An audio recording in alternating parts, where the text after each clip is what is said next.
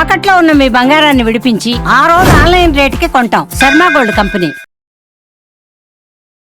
నమస్కారం, మీరు చూస్తుంది సుమన్ టీవీ. నేను మీ కీర్తి. అక్షయ తృతీయ రోజు అసలు ఏం చేయాలి, ఏం చేయకూడదు? అక్షయ తృతీయకి సంబంధించి బోలెడన్ని ఇంపార్టెంట్ సీక్రెట్స్ మనకి ఇంకా తెలియనివి, తెలుసుకోవాల్సినవి చాలా ఉన్నాయి.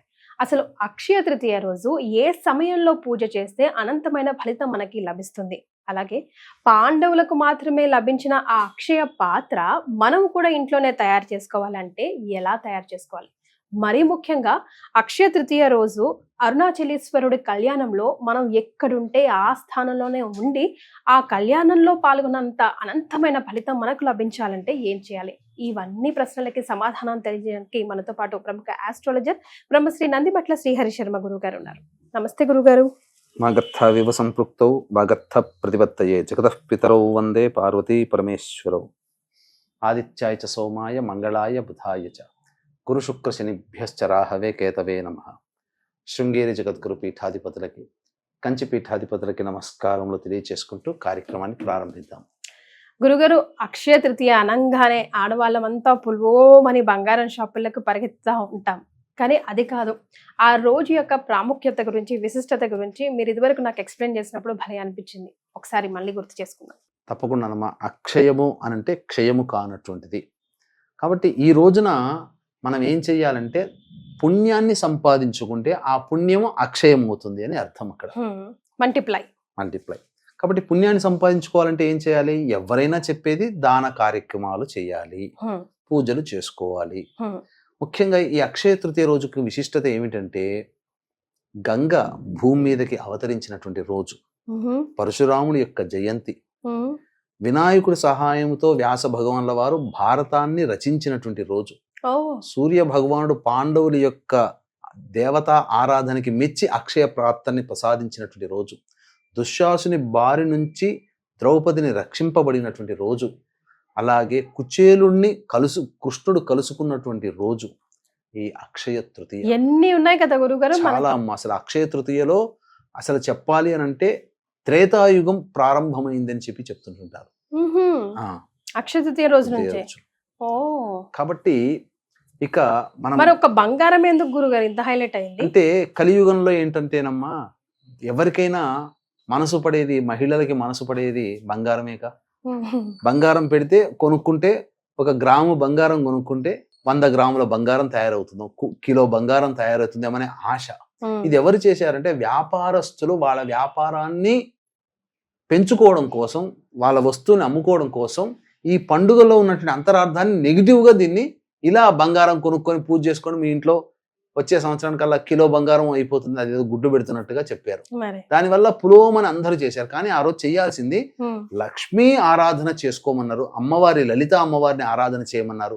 ఇది చెయ్యాలి అని అంటే పూర్వకాలంలో ఎక్కువగా బంగారము వెండి ప్రతిమలే ఉండేటివి. ఇప్పుడు ఇత్తడి రాగి ప్రతిమలు వచ్చాయి. ఒకప్పుడు అంతా అందరిలో బంగారం విరివిగా ఉండేది కదా.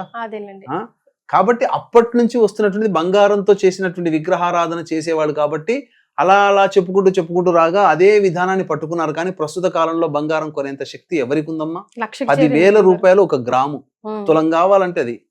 కాబట్టి ఇంట్లో ఉన్నటువంటి పాత బంగారము కానీ, లేకపోతే చక్కగా ఈ సంబంధించినటువంటి వెండి రూపు కానీ అమ్మవారి కానీ తీసుకోవడం, లేదా అమ్మవారి విగ్రహాన్ని కానీ తీసుకోవాలి. ముఖ్యంగా ఈ రోజున లక్ష్మీప్రదమైనటువంటి వస్తువుల్ని తీసుకోవాలి. అసలు ఈ అక్షయ తృతీయ రోజున మనకు గొప్పదైనటువంటి సమయం చెప్పుకున్నాం. పూజ చేసుకునేటువంటి సమయం ఏంటంటే ఉదయం 5:54 సూర్యోదయం అవుతుంది. ఆ దారభ్యత మనకు.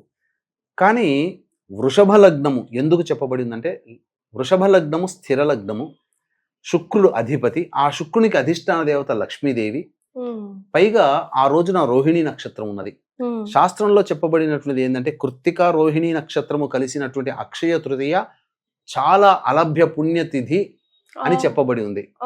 కాబట్టి గొప్ప ఫలితాలను ఇస్తున్నటువంటి తిథిగా చెప్పబడింది. ముఖ్యంగా ఈ సంవత్సరం వచ్చేటువంటి అక్షయ తృతీయ మళ్ళీ 12 సంవత్సరాలకి ఇట్లాంటి రోజు వస్తుంది. ఎందుకనంటే గురువు వృషభ రాశిలో ధనకారకుడైనటువంటి గురువు స్థిర లగ్నమైనటువంటి లక్ష్మీ లగ్నమైనటువంటి వృషభ లగ్నంలో ఉండగా చంద్రుడితో చెరకారకుడైనటువంటి చంద్రుడు కలిసి ఉన్నటువంటి సందర్భం. ఇక్కడ మనము ఈ పూజ చేసుకునే విధానం చూసుకుంటే 6:46 నుంచి 8:46 వరకు వృషభ లగ్నం ఉంటుంది. అందున 6:54 నుంచి 7:54 మధ్య కాలము చంద్రహోర ఉంటుంది. అంటే లక్ష్మీ అమ్మవారికి ఉన్నటువంటి నామాలలో గొప్పదైనటువంటిది, అందరికీ అర్థమయ్యేటువంటిది ఏంటంటే చంచలాయై నమః. అంటే లక్ష్మి ఒక చోట స్థిరంగా ఉండదు, ఒక ఇంట్లో ఒక స్థిరంగా ఉండదు. అటువంటి స్థిరంగా ఉండనటువంటి లక్ష్మీదేవిని సూచించేటువంటిది గ్రహము చంద్రుడు. ఎందుకనంటే చంద్రుడు కూడా ఒక రాశిలో ఒక 2-2.5 రోజులకు ఒక రాశిలో ఉంటాడు, ఎప్పుడూ మారుతూ ఉంటాడు చాలా తొందరగా. అటువంటి లక్ష్మికి సోదరుడైనటువంటి చంద్రుడిని అట్టి పట్టుకొని స్థిరమైనటువంటి లగ్నమైనటువంటి వృషభ లగ్నంలో చంద్రహోరలో గనక మనం లక్ష్మీదేవి ఆరాధన ఎవరైతే, లేదా లలిత అమ్మవారి ఆరాధన ఎవరైతే చేస్తారో వాళ్ళ ఇంట్లో లక్ష్మీదేవి స్థిరంగా ఉంటుంది. అంటే ఇప్పుడు మనకు పాదరసం తయారు చేసేటప్పుడమ్మా అది కొద్ది సమయం మాత్రమే. ఆ పాదరసం కట్టు అంటారు, వైద్యులకు మాత్రమే అర్థమవుతుంది. ఆ కొద్ది సమయంలోనే మనం చేయాల్సిన శివలింగ ఆకృతి అవన్నీ చేసేసేయాలి, లేకపోతే అది గట్టిగా అయిపోతుంది. అలాగే ఇప్పుడు లక్ష్మీ అమ్మవారిని మన ఇంట్లో స్థిరంగా ఉండమని ప్రార్థించేది మాత్రం ఆ చెరుడైనటువంటి చంద్రుడు, చంద్రహోర స్థిరలగ్నం ఉన్నటువంటి సమయంలో, ఆ గంట సమయంలో గనక ఎవరైతే లక్ష్మీదేవిని భక్తిపూర్వకంగా లేదా లలిత అమ్మవారిని భక్తిపూర్వకంగా చేస్తారో వాళ్ళ ఇంట్లో స్థిరంగా లక్ష్మీదేవి ఉంటుంది. కాబట్టి లక్ష్మీ సంబంధమైనటువంటి వస్తువుల్ని చక్కగా ముందే సూర్యోదయం అవ్వగానే ఆ రోజున ఏమేమి తెచ్చుకోవాలంటారు గురు? పసుపు, గళ్ళ ఉప్పు, పసుపు, బెల్లము తెచ్చుకోవాలి. తర్వాత లక్ష్మీ సంబంధమైనటువంటి వస్తువుల్ని, అనగా చాలా మంది మంగళవారము సెంటిమెంట్ గా అనుకుంటుంటారు. మంగళవారం సూర్యాస్తం అయిన తర్వాత కొంత ప్రభావం తగ్గుతుంది. సూర్యాస్తం అయిన తర్వాత నవగ్రహ ధాన్యాలు తెచ్చుకోవాలి. కుబేర కుండలు అని అంటారు. అంటే చిన్న చిన్నవి అలంకరణతో చేసినటువంటి చిన్న చిన్నవి గురిలాగా ఉంటాయి, కుండలాగా దొరుకుతాయి. అందులో నవధాన్యాలు అంటే నవగ్రహాలకు సంబంధించిన నవధాన్యాలు 9 తెచ్చుకోవాలి. తెచ్చుకొని ఆ రాశిగా పోసుకొని ఒక పెద్ద పాత్ర, ఎటువంటిది ఉండాలి ఆ పెద్ద పాత్ర అంటే మట్టితో కానీ, ఇత్తడితో కానీ, రాగితో కానీ ఉండాలి. స్టీల్ వస్తువులు వాడకూడదు. ఆ విధంగా పాత్రలో చక్కగా 9 పరచడం. తర్వాత లక్ష్మీ సంబంధించినటువంటి వస్తువులు గళ్ళ ఉప్పు, పసుపు, అలాగే బెల్లము, తర్వాత లక్ష్మీ గవ్వలు, గోమతి చక్రాలు, తర్వాత లక్ష్మీ ముత్యములు, తర్వాత లక్ష్మీ ముత్యం కూడా దొరుకుతుంది. అలాగే లక్ష్మీ శంఖము కూడా దొరుకుతుంది. అవన్నీ లక్ష్మీప్రదమైనటువంటి వస్తువులు. కుంకుమ పువ్వు ఇవన్నీ కూడా దగ్గర పెట్టుకొని మధ్యలో 3 తమలపాకులు పెట్టి ఆ 3 తమలపాకుల మీద వెండితో చేసినటువంటి విగ్రహం కానీ, లేదా వెండి కలశం, లేదా రాగి కలశం, లేదా మట్టి కలశంలో చక్కగా కొబ్బరికాయ, దాని మీద ఒక రవిక బట్ట పెట్టి అమ్మవారి రూపుని కట్టం, వెండితో చేసినా కానీ అలాగే బంగారంతో చేసి దానికి ఆడవాళ్ళకి సంబంధించినటువంటి బంగారు ఆభరణాలు ఉంటాయి కదమ్మా, అవన్నీ కూడా చక్కగా ధరించమైనా పర్వాలేదు, ఆవు పాలతో కడిగితే శుద్ధి అవుతుంది. చక్కగా ఆవు పాలతో కడిగి తర్వాత మళ్ళీ మంచినీటితో కడిగి ఆ కలశానికి కానీ లేదా అమ్మవారి విగ్రహం చుట్టూ కానీ పెట్టుకొని లలిత అమ్మవారి త్రిశతితో అర్చన, లేదా ఆ విగ్రహానికి ముందుగా చెరుకు రసంతో అభిషేకం కానీ, లేదా లక్ష్మీ సూక్తముతో అభిషేకం కానీ, లలిత అష్టోత్తరంతో కానీ, లలిత త్రిశతితో కానీ అష్టోత్తరం పూజ కానీ, లేదా లక్ష్మీ అష్టోత్తరంతో పూజ కానీ చేసిన తర్వాత మనం ముందుగా చెప్పుకున్నాం అక్షయ పాత్ర కూడా, పాండవులకి దక్కినటువంటి అక్షయ పాత్ర కూడా మనం కూడా సంపాదించుకోవచ్చు. ఎందుకు అక్షయ పాత్ర అన్నానంటే ఆ కాలంలోనే వచ్చినటువంటి అతిథి అభ్యాగతులకి ఎవరికి కూడా లేదనకుండా అన్న సంతర్పణ చేయగలిగే శక్తి అక్షయ పాత్ర వల్ల కలిగింది. మరి అటువంటి రోజున మహత్తరమైనటువంటి పాత్రలు ఇప్పుడు మన కలియుగంలో మనకు రావు. కాబట్టి కనీసం అందులో మనం కొంతైనా కానీ కొంత శక్తి పొందాలి అని అంటే అక్షయ పాత్రని మనం కొనుగోలు చేసుకోవాలి. అంటే ఏం లేదమ్మా, చక్కగా ఆ రోజున ఏదైనా ఇత్తడి పాత్రని సోమవారం రోజు కానీ మంగళవారం సాయంత్రం తర్వాత కానీ కొనుగోలు చేసుకొని పెట్టుకొని చక్కగా ఆ సమయంలో అంటే ఇంట్లో ఆడవాళ్ళు లేదా మగవాళ్ళు ఇంట్లో పూజ చేస్తున్నప్పుడు ఎవరైనా కానీ ఆ పాత్రని చక్కగా కడిగి గంధము బొట్టు అలంకరణ చేసి అందులో బియ్యము ఆవు పాలతో చేసినటువంటి బెల్లం పాయసాన్ని ఆ 6:54 నుంచి 7:54 మధ్య కాలంలో చేసి ఆ పూజ చేసినప్పుడు అక్కడ నివేదన చేయాలి. ఓకే. అది అక్షయ పాత్ర. ఆ సమయంలో చేయడం వల్ల అది దానికి అక్షయ అంత పాత్ర. వాల్యూ. ఓ వావ్. ఆ ఓకే. గంట సమయంలో. గురుగారు. తరువాత ఆ అక్షయ పాత్ర నివేదన చేసిన తర్వాత మధ్యాహ్నానికి అప్పుడు ఏం చేయమన్నది శాస్త్రం అంటే, ఈ అక్షయ తృతీయ రోజున బ్రాహ్మణుడికి ఉదక కుంభ దానము చేయమన్నది. అంటే రాగి కలశం కానీ, ఇత్తడి కలశం కానీ, వెండి కలశం కానీ, లేకపోతే మట్టి కలశంలో కానీ చక్కగా చక్కటి మంచి నీటిని వేసి అందులో ముఖ్యంగా హారతి కర్పూరం, సుగంధ ద్రవ్యాలంటే యాలకులు, జాజికాయ, జాపత్రి, కుంకుమ పువ్వు ఇలాంటివి వేసి సంబంధించినటువంటి వేసి దానికి చక్కటి తెల్లటి గుడ్డ కానీ ఏదైనా కానీ జాకెట్ బట్ట దానికి మూట కట్టుకట్టి అప్పుడు బ్రాహ్మణుడికి ఆ పూజ అయిపోయిన తర్వాత బ్రాహ్మణుడికి దానము చేయమన్నది. ఉదక కుంభ దానము చేయమన్నది. దీంతో పాటుగా ఆ బ్రాహ్మణుడికి విసనకర్ర, చెప్పులు, గొడుగు, లడ్డూలు ఇవి దానం చేయాలి. పూర్వము వకుళామాత ఈ విసనకర్ర, లడ్డూలు, చెప్పులు, గొడుగు బ్రాహ్మణుడికి దానం చేసినటువంటి కారణం చేతనే కలియుగ అర్చామూర్తి వెంకటేశ్వరుడు ఉద్భవించడం జరిగింది. ఆమె తల్లి అయింది ఆ స్వామికి. కాబట్టి అంతటి శక్తి, మంచి సంతానం కావాలనుకునేటువంటి వాళ్ళు ఈ రోజున ఆ విధంగా బ్రాహ్మణుడికి దానం చేయవచ్చు. గురుగారు, చిన్న చిన్న మట్టి పాత్రలో, మట్టి కుండల్లో మనం నవధాన్యాలు అవన్నీ పెట్టాం కదా, అవి ఏం చేయాలి తర్వాత? అవన్నీ కూడా మనం పూజ చేసుకుంటాం కదమ్మా, తర్వాత కాలంలో మనం వాటిని వాడుకోవచ్చు. తప్పకుండా వాడుకోవచ్చు. అంటే నీళ్ళలో వేయాలి అటువంటిది ఏం లేదు, అటువంటిది వాడుకోవచ్చు. చక్కగా దాన్ని వినియోగించుకోవచ్చు అమ్మ, తప్పు లేదు. త్వరగా వేయించి మన నీటిలో కొద్దిసేపు నానబెట్టిన తర్వాత మొలకలు ఎత్తుతాయి స్ప్రోట్స్ లాగా, త్వరగా వేయించి వాటన్నిటిని పిండి చేసి ఇంట్లో వాడుకోవచ్చు అమ్మా. జావలాగా వాడుకోవచ్చు, తప్పేమి లేదు. ఇక తదనంతరం ఇక ఆ రోజున ప్రధానంగా మనం గనక చూసుకున్నట్లయితే ఆ రోజున తీసుకురాగలిగేటువంటి వస్తువులు మనం చెప్పాం, తీసుకురాకూడని వస్తువులు కూడా ఉన్నాయి. అంటే గుండు సూదులు, పిన్నులు, బ్లేడులు, కత్తెరలు, ఇనుప వస్తువులు, స్టీలు వస్తువులు, పింగాణి వస్తువులు, ప్లాస్టిక్ వస్తువులు అక్షయ తృతీయ రోజున కొనుగోలు చేయకూడదు.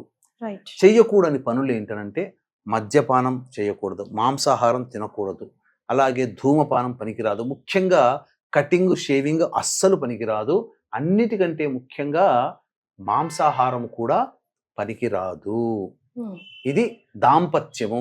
ముఖ్యంగా ఆ రోజు బ్రహ్మచర్య వ్రతం ఆచరిస్తే చాలా మంచిది. ఎందుకనంటే గౌరీదేవికి సంబంధించినటువంటి తిథి ఆ రోజున. ముఖ్యంగా అక్షయ తృతీయ చాలా ప్రాశస్త్యమైనటువంటి తృతీయ తిథిగా చెప్పబడి ఉంది. ఆ విధంగా ఆ రోజున చెయ్యాలి. ఇక అక్షయ పాత్ర అని చెప్పాను కదమ్మా, ఆ పూజ చేసి నివేదన చేస్తాం కదా, ఆ రోజున ఏంటనంటే ఎవరికైనా కానీ అన్న సంతర్పణ చేయాలి. అంటే వృద్ధాశ్రమంలో వృద్ధులకి పండ్లు, ఇతర పదార్థాలు ఇవ్వవచ్చు. ఎవరికైనా పెట్టాలనుకుంటే ఎవరికైనా ఇంటికి పిలిపించి, దగ్గర వాళ్ళని బంధువులు పిలిపించి పాత్ర కొనుగోలు చేసి బెల్లం పాయసం నైవేద్యంగా పెట్టమని ఒక అక్షయ పాత్ర కొనమని చెప్పాం కదా, ఆ అక్షయ పాత్రలో ఆ రోజున వంట చేసి, అనగా అన్నం వండి అతిథులకి, అభ్యాగతులకి ఎవరికైనా అన్న సంతర్పణ ఆ పాత్ర ద్వారా చేయాలి. చేసినట్లయితే ఆ రోజు దారభ్యత మళ్ళీ రెండో రోజు కూడా చేయాలి. చేసినట్లయితే ఆ రోజు దారభ్యత అసలు ఏ పురుషుడికైనా ఏ స్త్రీకైనా అందరికీ కూడా నా ఇంట్లో 10 మంది భోజనం చేయాలి, నా చేతి వంట 10 మందికి తినాలి అనే స్త్రీకి, నా ఇంట్లో 10 మంది భోజనం చేయాలని పురుషుడికి ఎందుకుండదమ్మా? 10 మందికి భోజనం పెట్టగలిగే శక్తి అని అంటే ఈ రోజుల్లో ఎంత ధనవంతుడైతే 10 మందికి రోజు భోజనం పెట్టగలుగుతాడు? అంత ధనం అంటే దానికి మూలార్థముగా అంతరార్థము ధనవంతుడిగా కావాలనే కదా. 10 మందికి పెట్టే శక్తి అని అంటే డబ్బు వస్తేనే కదా శక్తికి పెట్టగలుగుతాడు. లక్ష్మీ కటాక్షం, అటువంటి శక్తిని నాకు ప్రసాదించమని చెప్పి అక్షయ తృతీయ రోజున ఆ పాత్రని కొనుగోలు చేసి ఆ విధంగా అప్పటి నుంచి అన్నదానం చేసినట్లయితే తప్పకుండా ఆ పాత్రనే అక్షయ పాత్రగా మారుతుంది. ముఖ్యంగా ఆ రోజు నుంచి ఇంటి ముందర ప్రతి ఒక్కరు కూడా, వీక్షించేటువంటి ప్రేక్షకుల్లో ప్రతి ఒక్కరు కూడా ఇంటి ముందర ఒక పెద్ద కుండ కొని లేదా ఒక చిన్న కుండ కొని ప్రతిరోజు నీళ్లు నింపండి. ఎవరైనా దారిన పోయేవాడు దాహం వేసి అయ్యో నాకు దాహానికి మంచి నీళ్లు దొరికాయని చెప్పి తాగేయడం అనుకోండి, సంతృప్తి పడతాడు, అతని శరీరం ప్రాణం నిలుస్తుంది. ఆ ప్రాణాన్ని కాపాడిన వాళ్ళమవుతాం. కాబట్టి ఆ నీటి దానము ఈ రోజుల్లో వైశాఖ, జ్యేష్ఠ, ఆషాఢ మాసాల్లో ఎవరైతే ఈ చలివేంద్రం ఇంటి ముందర పెట్టుకొని ఆ విధంగా ప్రతిరోజు మంచినీటితో నింపి ఆ దాహార్తిని ఎవరికైతే తీరుస్తారో అటువంటి వాళ్ళకి ప్రాణం నిలబడుతుంది. గురుగారు. అపమృత్యు భయ దోషాలు తొలగిపోతాయి, కుటుంబము కాపాడబడుతుంది. వావ్. ఆ విధంగా చేయండి. ఇక అన్నిటికంటే ముఖ్యంగా సాయంకాల సమయంలో చెప్పాను Hmm.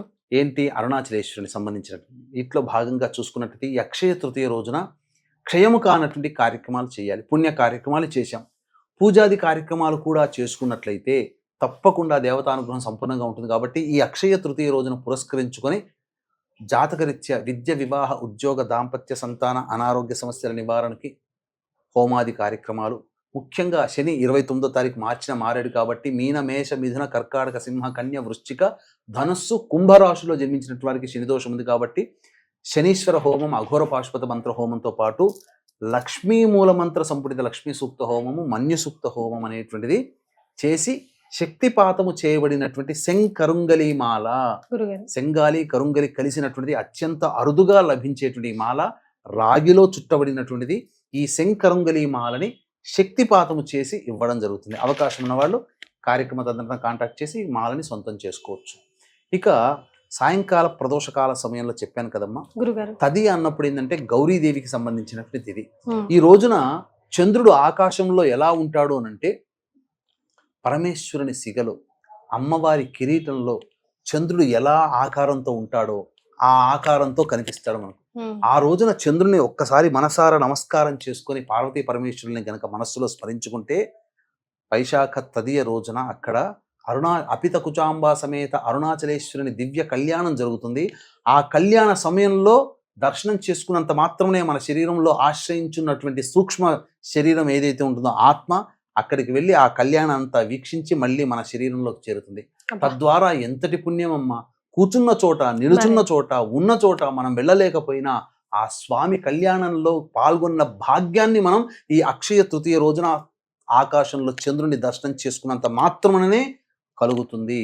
ఇది అరుణాచలేశ్వరునికి సంబంధించినటువంటి ప్రాశస్తంలో చెప్పబడినటువంటిది, నా సొంతమైనటువంటిది కాదు. ఇది అరుణాచలేశ్వరునికి సంబంధించినటువంటి గాథల్లో ఇది ఖచ్చితంగా ప్రస్ఫుటంగా చెప్పబడింది. కాబట్టి ఇటువంటి పరిహారాన్ని చక్కగా అందరూ చేసుకోండి. ఈ దివ్యమైనటువంటి పూజని ఈ రోజున చేసుకోండి. చేసుకోగలిగేటువంటివి, చేయగలిగేటువంటివి, చేయకూడనటువంటివి, చేసేటువంటివన్నీ కూడా చక్కగా వివరించడం జరిగింది. 1-2 సార్లు ఈ వీడియోని వీక్షించండి. అలాగే ఈ శని మారాడు కాబట్టి మీన, మేష, మిథున, కర్కాటక, కన్య, తుల, వృశ్చిక, ధనుస్సు, కుంభ, మీన రాశుల్లో జన్మించినటువంటి వారికి శని దోషం ఉంది కాబట్టి శని దోష నివారణార్థమై శక్తిపాతం చేయబడినటువంటి శంకరుంగలి మాల అనేటువంటిది మీకు ఇవ్వడం జరుగుతుంది.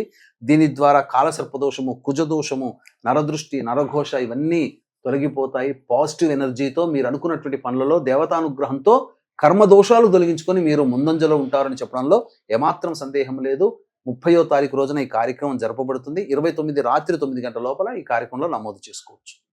చాలా సంతోషం గురుగారు. అక్షయ తృతీయకి సంబంధించి తెలియని ఎన్నో విషయాలని ఈ వీడియో ద్వారా మేము తెలుసుకున్నాం. ధన్యవాదాలు. సర్వం శ్రీ ఉమామహేశ్వర పరబ్రహ్మార్పణమస్తు.